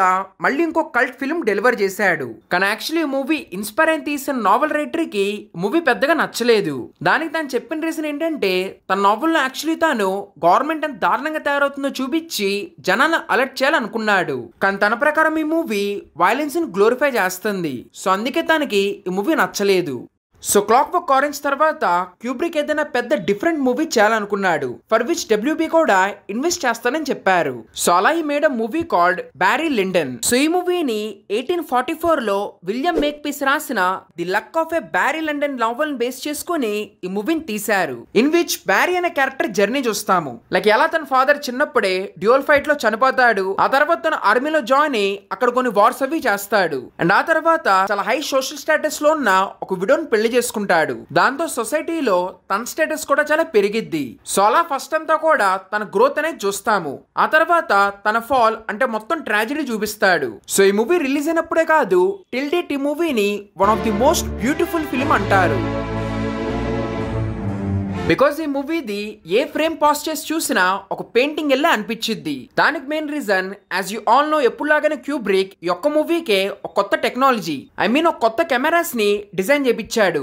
ఇన్ఫాక్ట్ నాసా వాళ్ళు యూస్ చేసే టెక్నాలజీని యూస్ చేసి ఈ కెమెరాస్ ని తయారు చేపించాడు. అండ్ అందుకే చూస్తున్నప్పుడు ఒక డ్రీమీ ఫీల్ కలిగిద్ది. అండ్ ఇంకోటి ఈ మూవీలో ఎక్కడ కూడా కుదిరినంత వరకు ఎలక్ట్రికల్ లైట్ యూస్ చేయలేదు, అంటే అంతా కూడా ఆల్మోస్ట్ న్యాచురల్ లైట్ యూస్ చేసి షూట్ చేశాడు. ఇన్ఫాక్ట్ మీరు మూవీ చూస్తున్నప్పుడు కూడా లైటింగ్ లో చేంజ్ అనేది చూడొచ్చు. అంటే డెఫినెట్లీ అప్పట్లో ఇలా తీయటం it was very difficult, but still Kubrick being Kubrick 30 to 40 takes అయినా గానీ తనకు కావాల్సిన షాట్ వచ్చేదాకా ఆగేవాడు కాదు. ఇన్ఫాక్ట్ ఈ మూవీలో ఎక్స్ట్రా సెట్స్, ప్రాప్స్ ఇవన్నీ కూడా చాలా ఎక్కువ ఉండేవి. కానీ స్టిల్ ఎన్నిసార్లు రీసెట్ చేయాల్సి వచ్చినా గానీ తను అలాగే తీసేవాడు. అండ్ అన్నిటికన్నా హైలైట్ ఈ dark room scene where literally hundreds of candles వెలిగించి అండ్ ఆ క్యాండిల్ లైటింగ్ తోనే తన షూటింగ్ అనేది చేశాడు. అంతేగాని డార్క్ రూమ్ సీన్ లో కూడా తన ఆర్టిఫిషియల్ లైట్ యూస్ చేయలేదు. అప్పట్లో ఇలా తీయటం అనేది ఎప్పుడూ జరగలేదు. ఇన్ఫాక్ట్ వాళ్ళు చేసిన స్పెషల్ కెమెరాస్ ఇక్కడే మెయిన్లీ యూజ్ అయినాయి. And because of all these reasons ఈ సీన్ చాలా ఫేమస్. సో ఈ మూవీ షూటింగ్ కూడా చాలా ఇంట్రెస్టింగ్ గా జరిగింది. సో ఈ పీరియాడిక్ మూవీకి తగ్గట్టు ఇంగ్లాండ్ లో లొకేషన్స్ లేకపోవడం మూలాన ఈ మూవీని ఐర్లాండ్ లో షూట్ చేశారు. అండ్ అక్కడ నిజంగా చాలా ఫేమస్ క్యాసిల్స్ లోకి వెళ్లి ఇదంతా షూట్ చేశారు. అండ్ అది చాలా కష్టమైన పని. అండ్ ఆ లొకేషన్ ని పాడు చేయకుండా మూవీని తీయాలి. మెయిన్లీ క్యాండిల్స్ ఉన్న సీన్ చాలా జాగ్రత్తగా తీయాల్సి వచ్చింది. సో ఇక్కడ ఇంకో ప్రాబ్లం ఏంటంటే ఐర్లాండ్ లో షూట్ చేస్తున్నప్పుడు క్యూబ్రిక్ కి చాలా డెత్ థ్రెట్ కాల్స్ అనేవి వచ్చినాయి. దాంతో వెంటనే అక్కడ షూటింగ్ ప్యాకప్ చేసి వీళ్ళు మళ్ళీ తిరిగి వచ్చేసారు. మిగిలిన షూటింగ్ ఇంగ్లాండ్ అండ్ అలాగే ఇంకొన్ని వేరే ప్లేసెస్ లో షూట్ చేశారు. సో ఓవరాల్ ఈ మూవీని కూడా చాలా కష్టపడి తీశారు. కానీ రిలీజ్ అయినప్పుడు ఇట్ వాజ్ ఎ ఫ్లాప్. అంటే మెయిన్లీ ఆడియన్స్ 2 పార్ట్స్ గా డివైడ్ అయ్యారు. వేరే కొంతమందికి ఈ మూవీ చాలా స్లోగా అనిపించింది. అంటే ఈ మూవీ రన్ టైం కూడా ఇట్ ఈస్ 3 hours.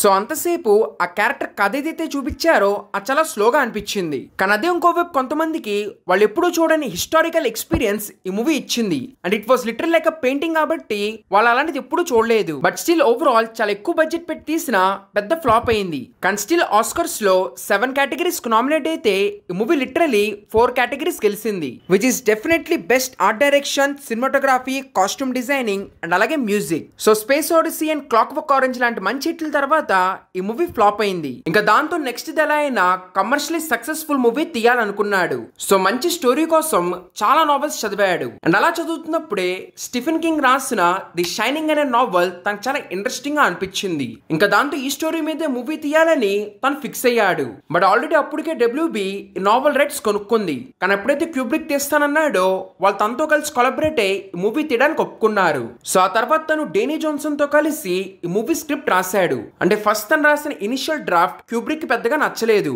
ఇంకా అందుకే క్యూబ్రిక్ మళ్ళీ ఆ స్క్రిప్ట్ లో చాలా చేంజెస్ అవి చేశాడు.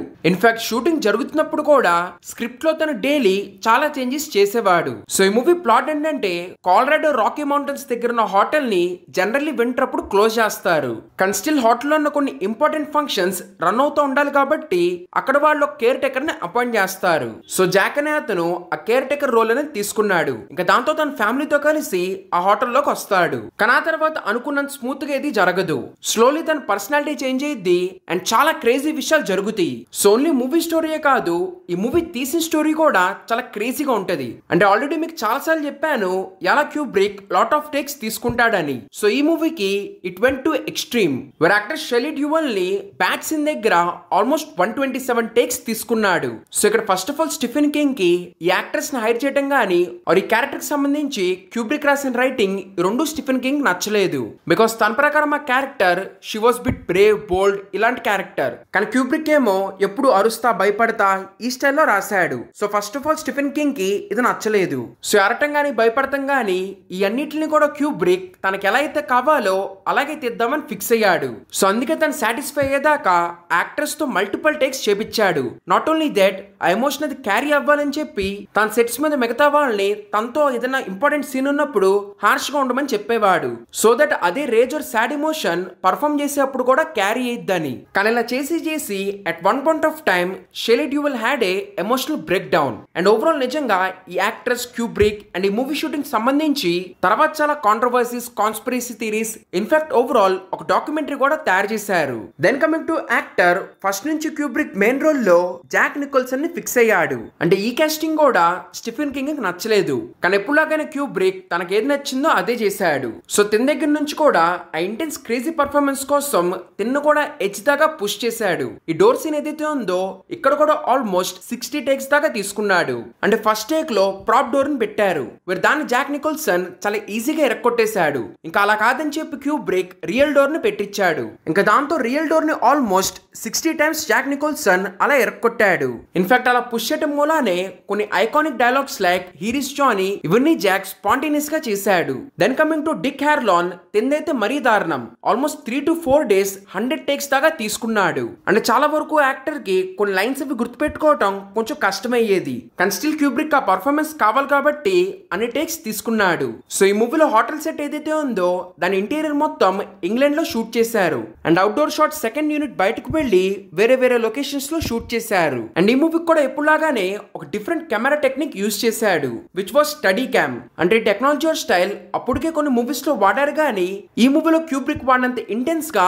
ఎవరు వాడలేదు. సో ఈ మూవీలో చాలా షార్ట్స్ క్యూబ్రిక్ ఆ కెమెరా యూజ్ చేసి చాలా ఇంట్రెస్టింగ్ వేలో షూట్ చేశాడు. సో యాక్చువల్లీ ఆ సెట్స్ లాట్ ఆఫ్ టేక్స్ వీటన్నిటి మూలన ఆ మూవీని ఆల్మోస్ట్ 1.5 years షూట్ చేశారు. ఆ తర్వాత మళ్ళీ 1 year పాటు కూర్చుని క్యూబ్రిక్ ఈ మూవీకి మ్యూజిక్ అండ్ అలాగే ఎడిటింగ్ అవి చేశాడు. సో ఓవరాల్ ఈ మూవీ తయారు చేశాక ఫస్ట్ టెస్ట్ స్క్రీనింగ్ అనేది చూపించాడు. ఇన్ విచ్ కొన్ని ఫీడ్బ్యాక్స్ మూలాన మూవీలో ఆల్మోస్ట్ 23 minutes ఫుటేజ్ ని క్యూబ్రిక్ తీశాడు. సో ఈ మూవీ అప్పట్లో చాలా పాపులర్ స్టార్ వార్స్ మూవీ అయిన ఎంపైర్ స్ట్రైక్ బ్యాక్ తో రిలీజ్ అయింది. దాని మూలన ఫస్ట్ లో ఈ మూవీకి చాలా తక్కువ స్క్రీన్స్ దొరికినాయి. ఇన్ఫాక్ట్ క్రిటిక్స్ కూడా ఈ మూవీ అంతగా అనిపించలేదు. వాళ్ళందరూ ఈ మూవీకి చాలా తక్కువ రేటింగ్స్ ఇచ్చారు. And the most strange part was ఈ మూవీకి ఆస్కర్ నామినేషన్స్ లేవు గానీ రాస్బెరీ అవార్డ్స్ లో ఈ మూవీ నామినేట్ చేశారు. So generally raspberry awards is basically worst director worst actor వీళ్ళకి ఇస్తారు. సో దీంట్లో వర్స్ట్ డైరెక్టర్ అండ్ అలాగే వర్స్ట్ యాక్టర్స్ కేటగిరీస్ లో ఈ మూవీ నామినేట్ చేశారు. కానీ ఇదంతా ఒకవైపు అయితే ఇంకోవైపు ఆడియన్స్ కి మూవీ చాలా బాగా నచ్చింది. అంటే స్లోలీ వర్డ్ ఆఫ్ మౌత్ తో ఈ మూవీ పెద్ద హిట్ అయింది. మరి అప్పట్లోనే ఈ మూవీ ఆల్మోస్ట్ $50 million దాకా కలెక్ట్ చేసింది. సో అలా కమర్షియల్ ఈ మూవీ చాలా మంచి హిట్ అయింది. అండ్ స్లోలీ ఈ మూవీ కొన్న కల్ట్ ఫ్యాన్ బేస్ పెరుగుకుంటా వెళ్ళింది. టిల్ డేట్ ఈ మూవీని one of the best horror classic కింద కన్సిడర్ చేస్తారు.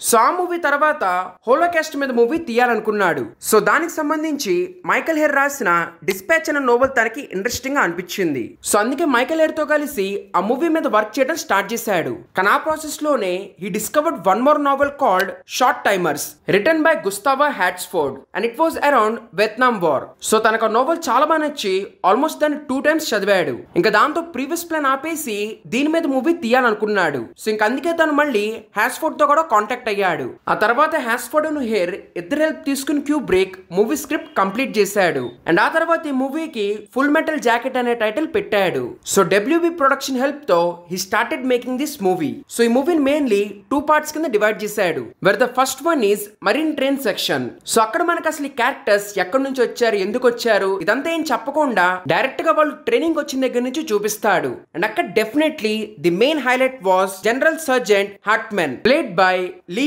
ఎర్మీ. సో యాక్చువల్లీ రియల్ లైఫ్ లో కూడా తాను ఒక ex marine drill instructor. In fact ఈ మూవీ కూడా ఫస్ట్ దాన్ని యాజ్ ఎ టెక్నికల్ అడ్వైజర్ లాగా తీసుకున్నారు. అంటే లైక్ మిలిటరీకి సంబంధించిన ఆస్పెక్ట్స్ లైక్ గన్ వాడటం, మార్చ్ పాసింగ్, ఇవన్నీ మిలిటరీలో అయితే జరిగినాయో అలాగే ఇక్కడ కూడా యాక్యురేట్ గా జరిగేట్టు చూసుకోవడానికి ఫస్ట్ దాన్ని తీసుకున్నారు. I had a phone call from Stanley Kubrick out of the clear blue one evening, and we talked about Full Metal Jacket, and he hired me as technical advisor.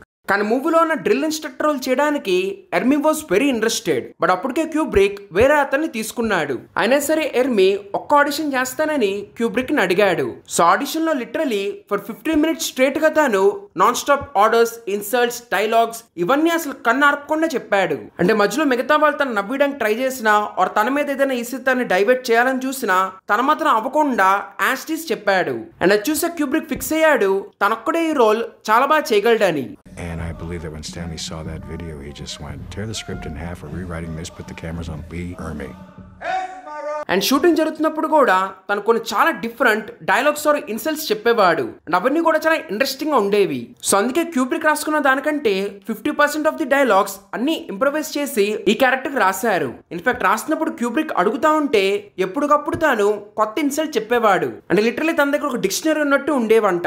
So no doubt first half అంతా intense గా ఉండడానికి he's one of the main reason. And shooting అప్పుడు తనకి జరిగిన car accident మూలాన 5 months shooting ని hold లో పెట్టారు. సో క్యూబ్రిక్ మిగతా క్యారెక్టర్స్ కూడా ఫస్ట్ లో కొంతమంది యాక్టర్స్ ని అనుకున్నాడు. కానీ వాళ్ళకు కొన్ని రీజన్స్ మూలాన వాళ్ళు ఒప్పుకోలేదు.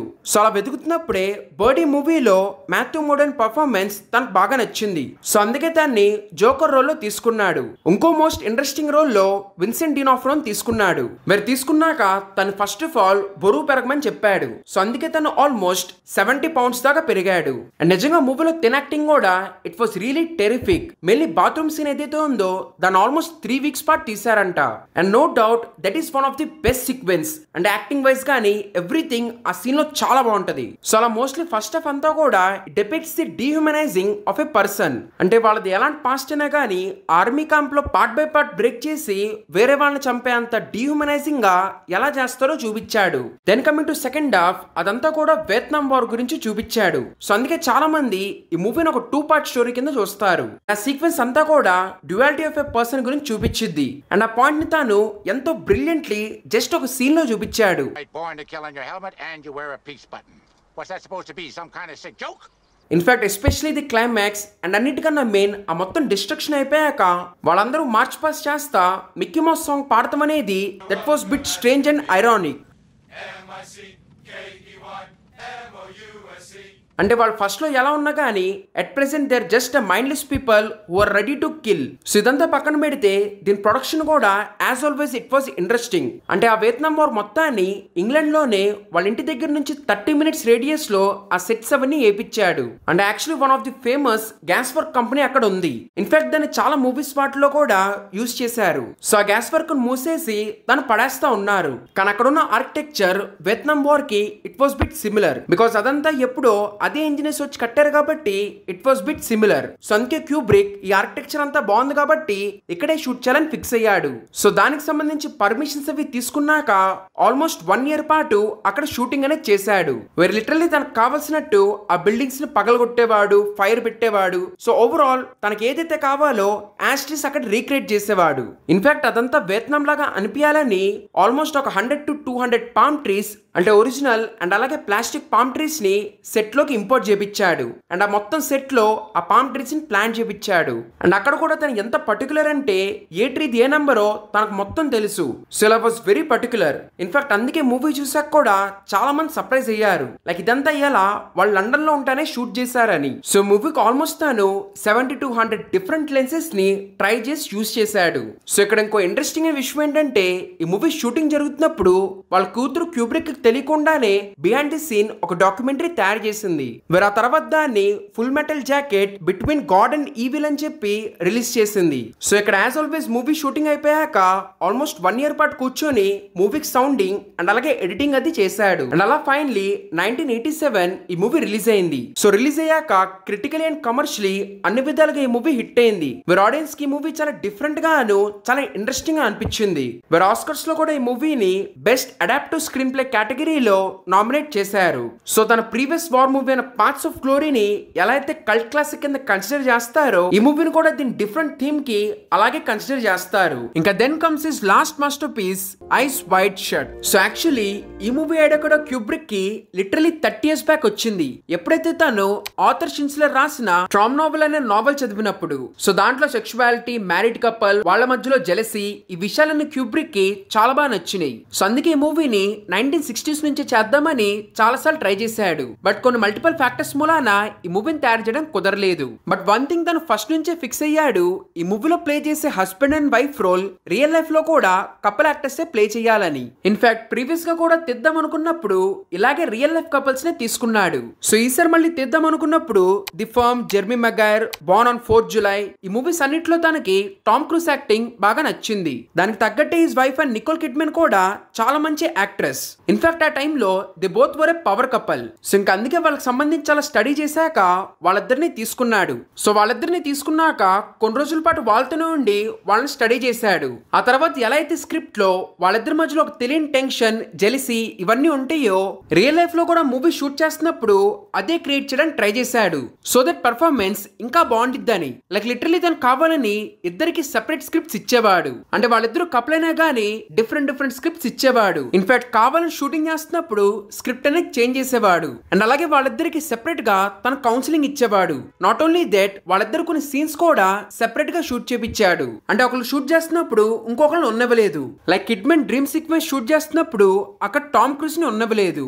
సో ఇలా లిటరలీ సైకలాజికల్ లెవెల్లో తాను ఆ టెన్షన్ అనేది బిల్డ్ చేశాడు. ఇన్ఫాక్ట్ చాలా మంది అంటారు ఈ మూవీ షూటింగ్ అప్పుడు క్రియేట్ అయిన మిస్అండర్స్టాండింగ్ మూలానే ఆ తర్వాత టామ్ క్రూజ్ అండ్ అలాగే కిడ్మన్ మూవీ రిలీజ్ అయిన 1 year తర్వాత ఇద్దరు విడిపోయారని. ఇదొకటే కాదు, యాజ్ ఆల్వేస్ వాళ్ళిద్దరిని చాలా కష్టపెట్టాడు. లైక్ ఆల్వేస్ సీక్వెన్స్ కి టామ్ క్రూజ్ 94 takes దాకా తీసుకున్నాడు. అండ్ అలాగే కిడ్మన్ మోనోలాగ్ ని ఆల్మోస్ట్ 14 days పాటు షూట్ చేశాడు. అండ్ అలాగే చాలా సార్లు తాను వాళ్ళు దాంట్లో ఉన్నారని కూడా చెప్పకుండా డైరెక్ట్ గా కెమెరాని రోల్ చేసేవాడు. సేమ్ వాళ్ళకి తెలియకుండానే ఒకేసారి మల్టిపుల్ షాట్స్ కూడా తీసుకునేవాడు. I said, Stanley, look, I don't care how long it takes, but I have to know, are we going to finish in 6 months? You know, this is after shooting. Am I going to finish, but can I set meetings and have people, because people were waiting and writers were waiting and people are paying? Because I said, Stanley, I don't care. Tell me it's going to be 2 years, Stanley. And he'd say, oh, Tom, don't be ridiculous. I mean, if it takes that long, you know, I mean, then what, you know, everything they say about us is true, you know.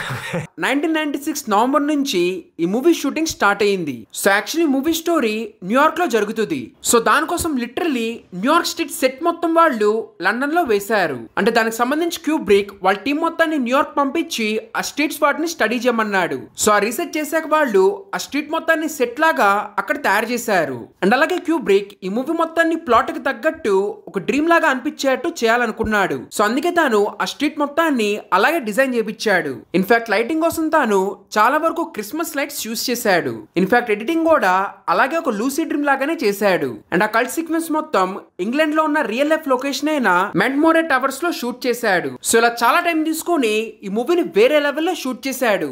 In fact ఒకనొక టైంలో అసలు ఈ movie shooting జరుగుతుందా లేదా అని కూడా ఎవరికి అర్థం కాలేదు. బికాజ్ అన్ని రోజుల పాటు ఈ మూవీ షూటింగ్ జరుగుతూనే ఉంది. వెర్ లిటరలీ ఈ మూవీ షూటింగ్ ఆల్మోస్ట్ 400 days దాకా చేశారు. ఇన్ఫాక్ట్ దీనికోసమే వీళ్ళకి గిన్నిస్ వరల్డ్ రికార్డ్ కూడా ఇచ్చారు, longest continuous film shot in history అని. సో ఇలా తన ప్రీవియస్ మూవీస్ కంటే ఈ మూవీని చాలా డిఫరెంట్ గా తీశాడు. Hey, you know, I was walking out and I gave him a kiss and a hug and I said, you know, I love you, Stanley. You know that. And he turned to me and he was just right there, and it was just a quiet moment. It was late at night, and he said, you know, I love you too. And he said, thank you. And I said, thank you. So shooting అంతా ఒక విషయం అయితే ఇక్కడ నుంచి ఇంకా వింత విషయాలు start అయినాయి. సో ఈ మూవీ మొత్తాన్ని ఎప్పుడులాగానే చాలా టైం తీసుకుని ప్రాపర్ గా ఎడిట్ అది చేశాడు. సో మొత్తం ఎడిట్ చేశాక దీని final version WB executives and అలాగే యాక్టర్స్ కి చూపించాడు. మరి యాక్చువల్లీ WB వాళ్ళకి ఈ మూవీ ఎండింగ్ నచ్చలేదు. అంటే వాళ్ళు చాలా సీన్లు కొన్ని కట్ చేయమని అడిగారు. కానీ ఎప్పుడులాగానే క్యూబ్రిక్ అసలు ఒప్పుకోలేదు. ఇదే తన ఫైనల్ వర్షన్ అని చెప్పాడు. కానీ స్క్రీనింగ్ అయిన ఎగ్జాక్ట్ 6 days తర్వాత హార్ట్ అటాక్ మూలాన at the age of 70 Kubrick చనిపోయాడు. The director Stanley Kubrick, one of film's greatest yet most controversial figures, died today. He was 70.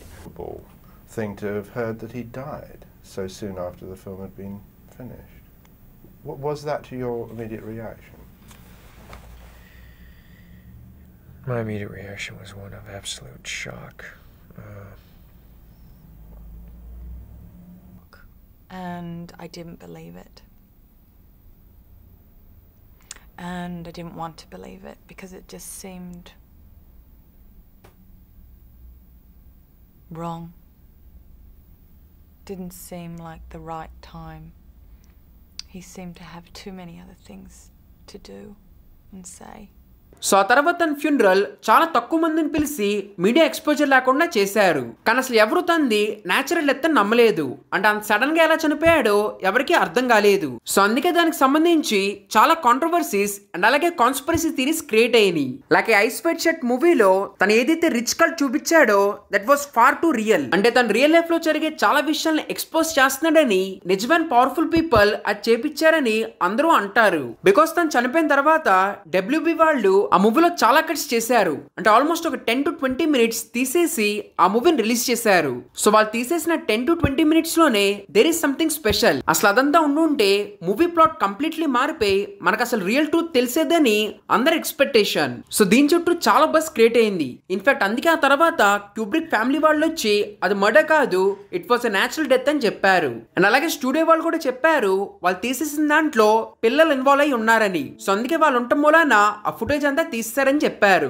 Mainly cult sequence లో. So ఈ movie 1999 లో release చేశారు. So release అయ్యాక ఈ movie పెద్ద block buster అవ్వలేదు. It was a average hit. అంటే $65 million budget కి మూవీ బాక్స్ ఆఫీస్ దగ్గర ఆల్మోస్ట్ $165 million కలెక్ట్ చేసింది. సో ఇలా యావరేజ్ గా బ్రేక్ ఈవెన్ అయింది. ఇన్ఫాక్ట్ రెస్పాన్స్ కూడా కొంతమందికి ఈ మూవీ నచ్చితే మరి కొంతమందికి అంతగా ఎక్కలేదు. వేరే కొంతమందికి ఈ మూవీ కొంచెం స్లోగా అనిపిస్తే మరి కొంతమందికి ఈ మూవీ ఇన్కంప్లీట్ గా అనిపించింది. బట్ క్యూబ్రిక్ లాస్ట్ మూవీ కాబట్టి అందరూ ఈ మూవీని చూడాలనుకున్నారు. దట్స్ వై ఈ మూవీ బ్రేక్ ఈవెన్ అయ్యింది. అండ్ అలాగే ఈ మూవీకి ఎటువంటి అవార్డ్ నామినేషన్ రాలేదు. కానీ as time goes తన మిగతా మూవీస్ లాగానే ఈ మూవీకి కూడా ఒక కల్ట్ స్టేటస్ వచ్చింది. ఇన్ఫాక్ట్ నిజంగా నేను ఫస్ట్ టైం చూసినప్పుడు I was also completely surprised. Mainly ఒక్క సీన్ అంటే ఆ మాస్క్ ని చూడంగానే నాకు కూడా తెలియకుండానే ఒక భయం or mind bending feeling create అయింది. దీని తర్వాత కూడా క్యూబ్రిక్ ఇంకా చాలా మూవీస్ తీయాలనుకున్నాడు. ఇన్ఫాక్ట్ తను అనుకుని ఆగిపోయిన మూవీస్ గురించి ఆల్రెడీ చెప్పాను, లైక్ నెపోలియన్ అండ్ అలాగే RN పేపర్స్. వీటి రెండిట్లాగానే తాను ఆర్టిఫిషియల్ ఇంటెలిజెన్స్ AI మీద ఒక మూవీ తీయాలనుకున్నాడు. వేరే 1980s లో తాను super toys last all summer long అనే స్టోరీది రైట్స్ అనేవి కొనుక్కున్నాడు. వేరే తర్వాత ఆల్మోస్ట్ 20 years పాటు ఆ మూవీ స్క్రిప్ట్ ని డెవలప్ చేశాడు. మెయిన్లీ అప్పుడున్న టెక్నాలజీ ఏదైతే ఉందో అది ఆ మూవీ తీయడానికి సరిపోయినట్టు తనకు అనిపించలేదు. సో అందుకే తాను అన్ని రోజులు ఆగాడు. ఆ తర్వాత ఎప్పుడైతే తాను స్పిల్బర్గ్ తీసిన జురాసిక్ పార్క్ మూవీ చూశాడో తనకు అనిపించింది ఇప్పుడున్న టెక్నాలజీ అండ్ ఆ CGI యూజ్ చేయటం స్పిల్బర్గ్ కే చాలా బాగా తెలుసు అని. సో అందుకే తాను స్పిల్బర్గ్ ని మూవీ తీయమని అడిగాడు. దానికి స్పిల్బర్గ్ ఇది క్యూబ్రిక్ మూవీ కాబట్టి క్యూబ్రిక్ ఏ తీస్తే బాగుండిద్దని తను తీనని చెప్పాడు. సో క్యూబ్రిక్ చనిపోయాక క్యూబ్రిక్ వైఫ్ అయిన క్రిస్టినా క్యూబ్రిక్ అండ్ అలాగే producer James Harlan Kubrick material use చేసి యాజ్ అ ఫైనల్ మూవీ లాగా తీయమని స్పిల్బర్గ్ ని అడిగారు. సో క్యూబ్రిక్ మీద రెస్పెక్ట్ తో స్పిల్బర్గ్ కూడా ఈ మూవీ తీస్తానని ఒప్పుకున్నాడు. కానీ తను స్క్రిప్ట్ లో ఎలాంటి చేంజెస్ చేయలేదు. అంటే స్టోరీ లైన్, స్ట్రక్చర్, ఎండింగ్ ప్రతి ఒక్కటి అలాగే ఉంచేశాడు. ఇన్ఫాక్ట్ మూవీ తీయడం కూడా తాను చాలా వరకు క్యూబ్రిక్ స్టైల్లోనే తీశాడు. సో అలా ఆర్టిఫిషియల్ ఇంటెలిజెన్స్ మూవీ తయారు చేసి 2001 లో రిలీజ్ చేశారు. కానీ ఈ మూవీ కూడా it was an average hit. అంటే చాలా మందికి ఇది స్పిల్బర్గ్ మూవీయా ఆర్ క్యూబ్రిక్ మూవీ అర్థం కాలేదు. అంటే ఆ రెండు స్టైల్స్ అంతగా బ్లెండ్ అయినట్టు ఆడియన్స్ కనిపించలేదు. సో అందుకే థియేటర్ లో ఈ మూవీ యావరేజ్ గానే ఆడింది. సో ఇదంతా పక్కన పెడితే